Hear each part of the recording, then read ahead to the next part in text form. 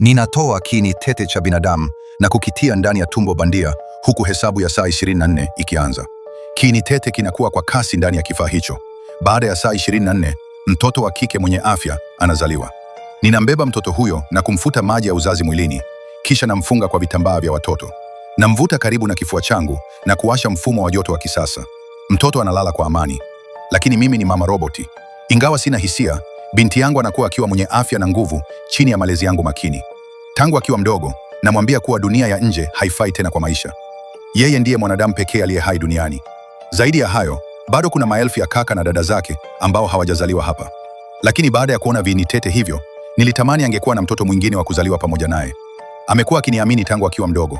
Sio tu kwamba ninamfundisha jinsi ya kutengeneza mashine, pia ninamkuza kwa vipaji kama kucheza dansi na kuhakikisha ana uelewa mzuri wa huduma ya kwanza. Pia huwa namjaribu mara kwa mara kuhusu maendeleo yake ya kujifunza. Lakini anavyozidi kukua, kupitia kumbukumbu za ubinadamu na vipindi vya televisheni, binti yangu anaanza kuwa na hamu ya kujua kuhusu dunia ya nje. Usiku mmoja, ghafla makazi yetu yanapoteza umeme. Binti yangu anaingiwa na hofu. Ananiita kwa haraka, lakini kufikia wakati huo, mimi pia nimepoteza nguvu.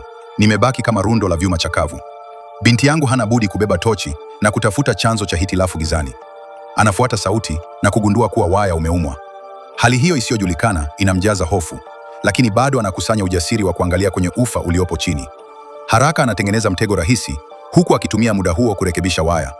Kiumbe kisichojulikana kinatambaa na kuingia ndani ya chupa. Anajawa na udadisi kuhusu panya huyo mdogo.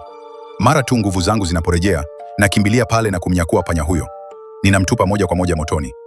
Binti yangu anajaribu kwa nguvu kunieleza kuwa huenda dunia ya nje tayari iko salama, lakini ninachagua kumpuuza na kuendelea na ratiba yangu kama kawaida. Hata hivyo, mashaka tayari yameanza kujengeka moyoni mwa binti yangu. Akitumia nafasi ya usiku wakati niko kwenye chaji, kwa siri anavaa suti yake ya kujikinga. Anaelekea kwenye mlango wa makazi. Wakati tu anapokaribia kufungua mlango mkuu, anasikia kugongwa kwa haraka. Anausogelea mlango huo na kusikiliza kwa makini. Sauti iliyoko nje ni ya mwanamke. Mwanamke huyo anadai ameshambuliwa na ana matumaini kuwa makazi hayo yanaweza kumpa msaada. Hii ni mara ya kwanza kwa binti yangu kusikia sauti ya mwanadamu mwingine. Macho yake yanajaa mshangao, lakini kwa ajili ya usalama, anachukua suti ya kujikinga, kisha anafunga mlango wa kutenga hewa. Ndipo anafungua mlango wa nje, lakini mfululizo huo wa vitendo unanifanya niamke. Binti yangu anamwamuru mara moja mwanamke huyo avae suti ya kujikinga. Wakati anakaribia kufungua mlango wa kutenga hewa, ninakuja kwa kasi, huku nikiogopa mwanamke huyo kugunduliwa na mimi. Binti yangu hana budi kumwambia ajifiche kwanza. Niliufungua kwa sekunde moja tu. Umefikiri kweli hiyo suti itakulinda? Hii ni mara ya kwanza kwa binti yangu kunidanganya, lakini sishuku chochote.